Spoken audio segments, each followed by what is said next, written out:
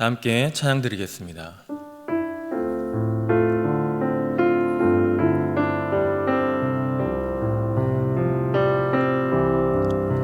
주께와 엎드려 경배드립니다.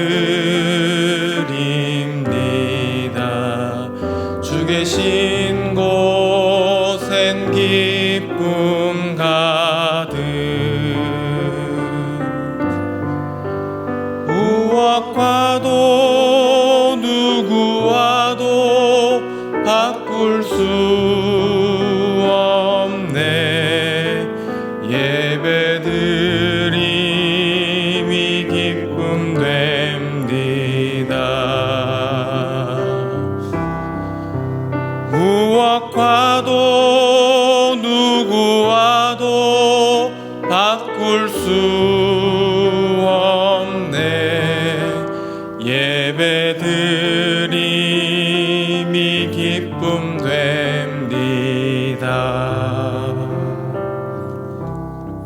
이 시간 기도 제목을 보시면서 합심 기도하겠습니다.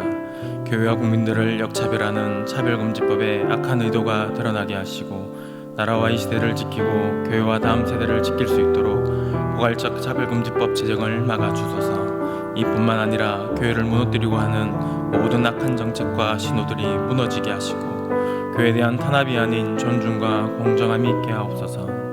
이 어려운 시대에 우리 교회를 이끌어가시는 담임 목사님을 더욱 강력하게 붙들어 주시고, 코로나 시대를 잘 감당할 수 있는 성령의 지혜를 주시고, 주신 사명을 잘 감당하고 사역에 집중할 수 있도록 모든 사단의 공격을 은혜의 불성각으로 막아 주옵소서. 특별히 건강을 지켜주시고 목사님의 가정을 성령께서 평안케 하옵소서. 담임 목사님께 넘치는 영감과 강력한 영권을 부어주셔서 시대적 사명을 힘있게 감당하게 하시고, 다음 세대를 세운 일과 복음 통일과 열방 선교를 잘 감당할 수 있게 하옵소서.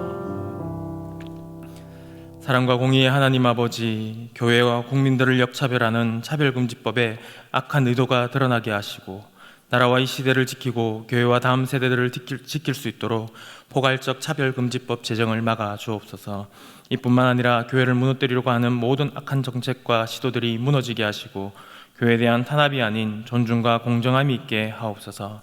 이 어려운 시대에 우리 교회를 이끌어가시는 담임 목사님을 더 강력하게 붙들어 주시고, 코로나 시대를 잘 감당할 수 있는 성령의 지혜를 주시고, 주신 사명을 잘 감당하고 사역에 집중할 수 있도록 모든 사단의 공격을 은혜의 불성각으로 막아 주옵소서. 특별히 건강을 지켜주시고 목사님의 가정을 성령께서 평안케 하옵소서. 담임 목사님께 넘치는 영감과 강력한 영권을 부어주셔서 시대적 사명을 힘있게 감당하게 하시고, 다음 세대를 세우는 일과 복음 통일과 열방 선교를 잘 감당할 수 있게 하옵소서. 오늘 이 시간 말씀을 통해 하나님의 마음과 뜻을 깨닫는 지혜를 주시고 그렇게 살아가는 힘을 주옵소서. 예수님의 이름으로 기도합니다. 아멘. 오늘 우리에게 주시는 하나님의 말씀은 시편 122편 1절에서 9절입니다. 구약성경 897면에 있습니다. 시편 122편 1절에서 9절 말씀입니다. 함께 교독하시겠습니다. 제가 먼저 1절을 읽습니다.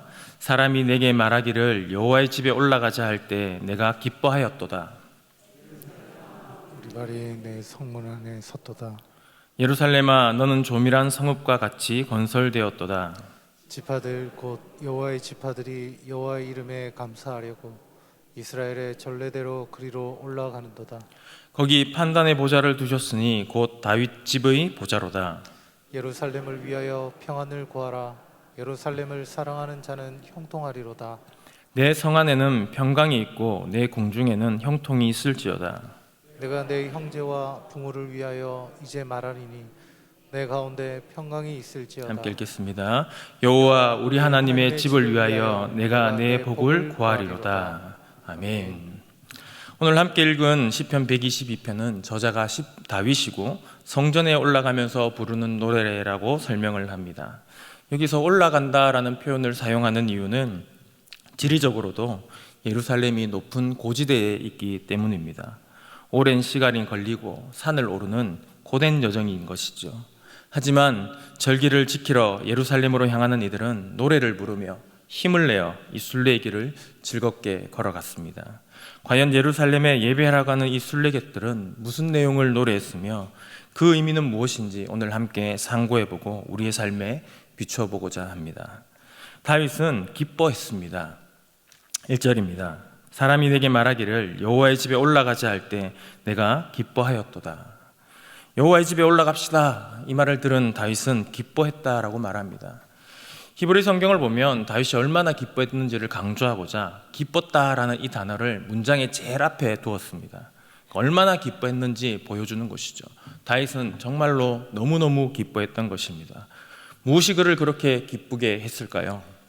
바로 하나님에 대한 사모함입니다. 우리가 집에서든지 예배당에서든지 하나님을 예배할 수 있습니다. 하지만 예배의 형식과 방법은 하나님께서 정해주셨다라는 사실을 잊어서는 안 됩니다. 아무렇게나 해서는 안 되는 것이죠. 다윗은 어디서든지 어떤 상황이든지 예배드렸습니다. 그러나 그것은 임시적인 것이었습니다. 하나님께서 율법으로 정해놓으신 예배의 장소, 형식, 방법에 미치지 못하는 예배였습니다.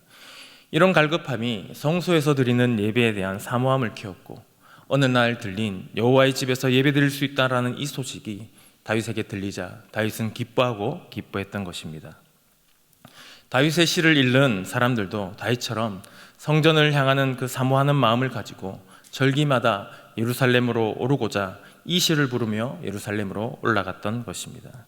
그렇다면 다윗은 왜 이토록 예루살렘 성소 예배를 기뻐했을까요? 2절과 3절 말씀입니다. 예루살렘아, 우리 발이 내 성문 안에 섰도다. 예루살렘아, 너는 조밀한 성읍과 같이 건설되었도다. 예루살렘을 향한 여정을 지금 가고 있는 다윗이 가슴이 벅차오르기 시작합니다. 무엇 때문이겠습니까? 저 멀리 예루살렘 성이 보이기 시작했기 때문입니다. 그래서 이렇게 고백하죠. 너무너무 행복하다. 이미 성 안에 들어와 있는 것 같은 느낌이다. 아직 저 멀리 보이는데 다윗의 마음은 이미 성문 안에 들어간 것처럼 기뻐했다라고 말하고 있는 것입니다. 조밀한 성읍이라는 것은 굉장히 잘 짜여진 성읍을 말합니다. 나라가 평안해서 성읍이 안전하다라는 의미인 것이죠. 예를 들어서 선지서를 보면 적의 공격으로 무너진 그 황폐한 성읍을 자주 언급합니다. 그런데 지금 이 예루살렘은 그런 위험이 없이 건물들이 반듯하게 또 아름답게 세워져 있는 것이죠. 다윗은 이렇게 예루살렘이 멋지게 서 있는 이유가 바로 하나님께서 돌보고 계시기 때문임을 알고 있었습니다. 하나님이 돌보시는 성읍, 하나님의 임재가 있는 성읍에 다다른 다윗의 마음이 이미 지금 가슴 벅차게 감동으로 밀려오고 있는 것이죠. 눈시울이 붉어졌을지도 모릅니다. 저 멀리 예루살렘 성이 보이자 다윗은 여호와 하나님의 특별한 임재가 있는 이 예루살렘 성소 예배를 기뻐했던 것이죠. 하나님이 계신 곳, 하나님의 임재가 있는 곳, 특별히 하나님이 복 주신다고 하신 이곳이 저 멀리 보일 때 다윗은 기뻐했던 것입니다.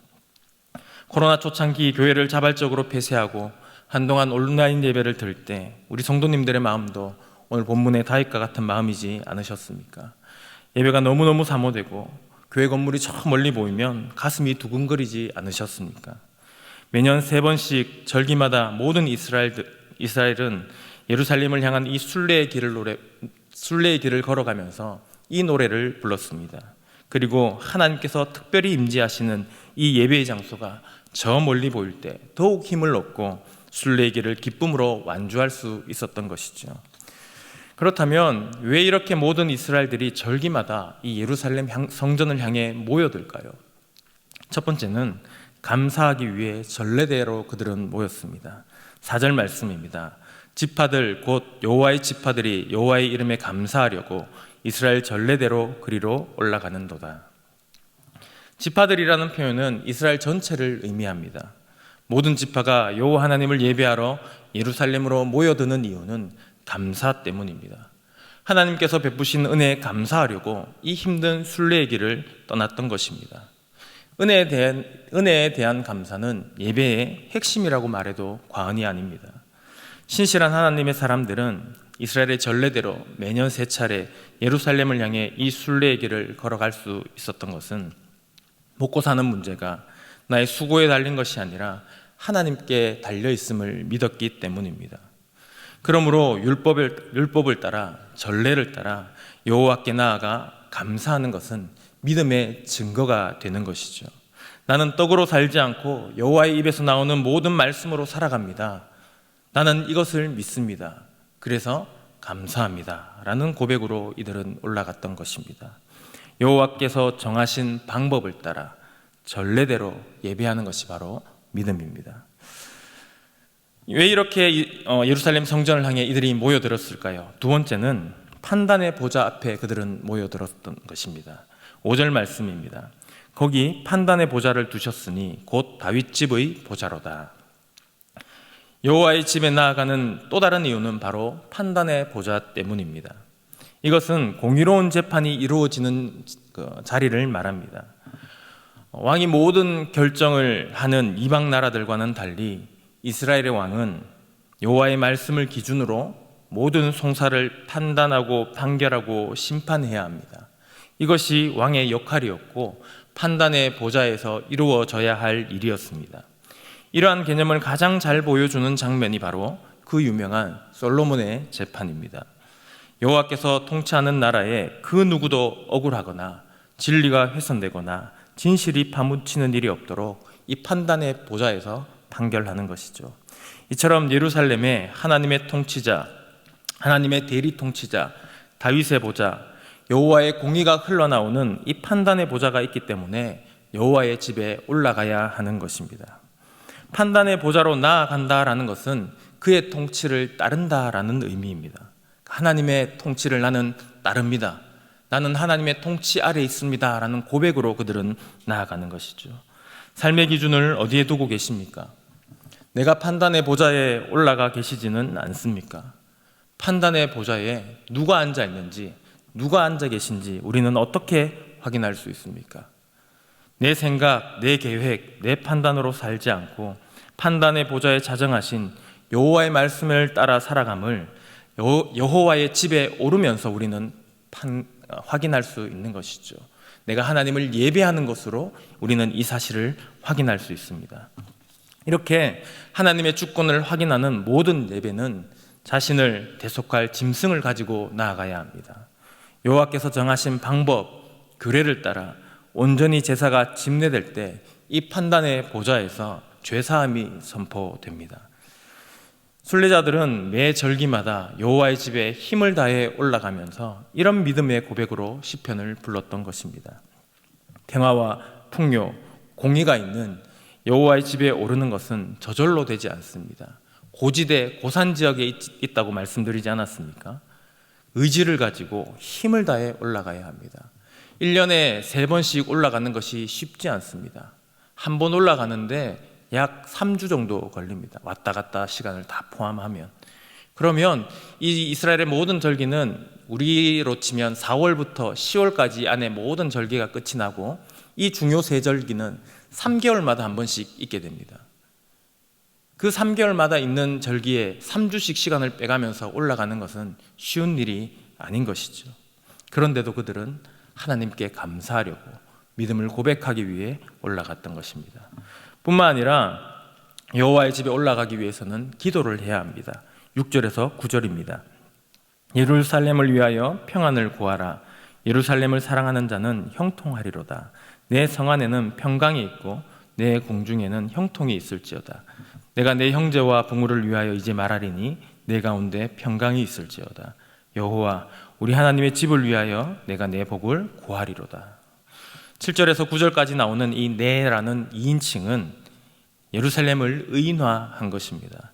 예루살렘 성 안의 평강을, 예루살렘 궁중의 형통을, 예루살렘에 거주하는 백성에게 평강을 주시도록 구하고 여호와 우리 하나님의 집을 위해 예루살렘이 복받기 구하며 여호와의 집 성전에 올라가면서 이들은 노래했던 것입니다. 이것이 성전을 향한 다윗의 마음이었고 성전에 올라가는 사람들이 가져야 할 마음이었습니다. 여기에는 이유가 있는 것이죠. 예루살렘 예배는 이 예배의 중심이 되는 이 예루살렘에 이스라엘의 모든 삶의 근간이 있기 때문입니다. 예루살렘에 평강이 없다라는 것은 민수기 6장에 나오는 대제사장의 축복이 철회되었다라는 것을 의미합니다. 율법에 약속된 복이 더 이상 우리에게 주어지지 않으며 더 이상 하나님께서 이스라엘의 하나님이 되시기를 거부하셨다라는 뜻이 되기 때문입니다. 그러니 이스라엘은 하나님께서 그 얼굴을 자기 백성에게 향해 주시는 그 은혜를 베풀어 달라고 기도해야 합니다. 예루살렘의 평강을 위해서 기도해야 하고 여호와 하나님의 임재가 있는 이 예루살렘을 사랑해야 하는 것이죠. 왜냐하면 하나님을 최고로 높이는 예배하는 곳에서 은혜와 복이 우리에게 흘러 들어오기 때문입니다. 영혼을 소성케 하고 우리의 삶을 살리는 생명수가 마르지 않고 흘러나오는 곳이기 때문입니다.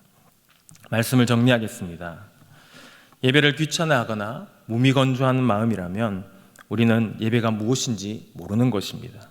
예배는 판단의 보좌에서 흘러나오는 공의와 사랑을 경험하는 시간입니다. 저와 여러분은 판단의 보좌에서 사망이 선언된 사람들이었습니다. 그러나 하나님께서 정하신 방법과 규례를 따라 십자가에서 우리의 죄를 대속하신 어린 양 예수 그리스도의 죽음으로 우리는 무죄를 선언받았습니다. 이 무죄의 선언으로 우주 만물을 지으시고 지금도 만유를 다스리시고 장차 온 땅을 심판하실 여호와 앞에 우리가 나아갈 수 있게 된 것입니다. 우리 교회는 특별히 예배 시간에 이 무죄의 선언을 상기시켜 주지 않습니까? 우리가 무엇이간데 하나님 앞에 나아가 창조주를 예배할 수 있단 말입니까? 그런데도 나와서 예배하라고 은혜를 허락해 주셨으니 이 얼마나 황송한 일입니까? 따라서 예배는 하나님을 창조주로, 주권자로, 구원자로, 심판자로 인정하는, 즉 우리가 늘 고백하는 사도신경을 믿음으로 고백하는 분이라면 결코 소홀히 할 수 없는 황송한 예식이며 예배의 부름은 이 영광의 자리에 초대받는 것이니 다윗처럼 기쁘지 않을 수가 없는 것입니다. 영광의 하나님에 대한 사모함이 감사와 예배로 나타나야 합니다. 뿐만 아니라 예배는 여호와 하나님의 주권을 인정하는 믿음의 고백이고 행위입니다. 예배는 해도 되고 안 해도 되는 선택이 우리에게 있지 않습니다. 주권자이신 하나님께서 우리에게 예배를 명령하셨습니다. 내가 너의 구원자임을 믿고 인정하느냐? 그렇다면 내가 정해준 방식과 규칙에 따라 예배해라. 하나님께서 전례대로 명령하신 대로 예배할 때 우리의 예배는 연락됩니다. 이렇게 영광스러운 예배, 거룩한 예배에 나아갈 때 우리는 두 가지를 명심해야 합니다. 먼저는 여호와의 집에 힘을 다해 올라야 합니다. 당신은 험한 줄령을 넘어서 예루살렘에 도달했다고 한다면 지금 우리는 6일의 삶이 여호와의 집 예루살렘에 오르는 여정과 같습니다. 최선을 다해 이 여정을 걸어가셔야 합니다. 이 여정의 가장 중요한 것은 대속제물을 돌보는 것입니다. 흠없는 제물을 하나님 앞에 올려드려야 하기 때문입니다. 판단의 보좌에서 내려와 엎드려 나를 위해 대속제물이 되신 예수 그리스도 안에서 나를 부인하고 나의 십자가를 지고 주님을 따르는 수고와 애씀으로 여호와의 집에 올라야 합니다. 그러니 힘이 들지요. 힘에 부치기 마련입니다. 이때 이스라엘 백성들은 하나님께서 베푸신 수많은 은혜들을 찬양하며 그 길을 걸어갔습니다. 삶의 현장에서 어려움에 부딪힐 때 나를 구원하신 놀라운 그 구속의 은혜를 찬송하며 6일의 그 여정을 걸어가시기 바랍니다. 이렇게 믿음으로 여정을 걸어가신 분이라면 여호와의 집이 저 멀리 보일 때 눈물이 고일 것입니다. 가슴이 벅차오를 것입니다. 떡으로 사는 인생이 아닌 여호와의 말씀으로 살고자 몸부림친 결과 감사와 기쁨이 나를 감싸 안을 것입니다. 두 번째는 여호와의 집은 기도하며 올라야 합니다. 우리의 인생에서 무너지면 안 되는 것이 바로 예배입니다. 예배하지 않으면 성도가 아니라고 말해도 과언이 아닙니다. 왜냐하면 하나님을 나의 창조주요, 주권자요, 심판자요, 구원자로 인정하지 않는 것이기 때문입니다. 코로나 시대를 살아가고 있는 지금 우리는 모여서 예배하는 것이 얼마나 중요한가를 몸으로 배우고 알아가고 있습니다. 하나님께서 무소부재하시지만 특별히 성령을 부어주시고 은혜를 베풀어 주시는 장소가, 약속된 장소가 있습니다. 바로 교회입니다. 우리 대형교회가 함께 모여서 하나님을 높이는 바로 이 자리입니다. 그러니 교회에 평강이 있고 교우들이 함께 힘써 하나님의 집에 평강을 구하고 복을 구하는 하나됨이 깨어지지 않도록 기도해야 합니다.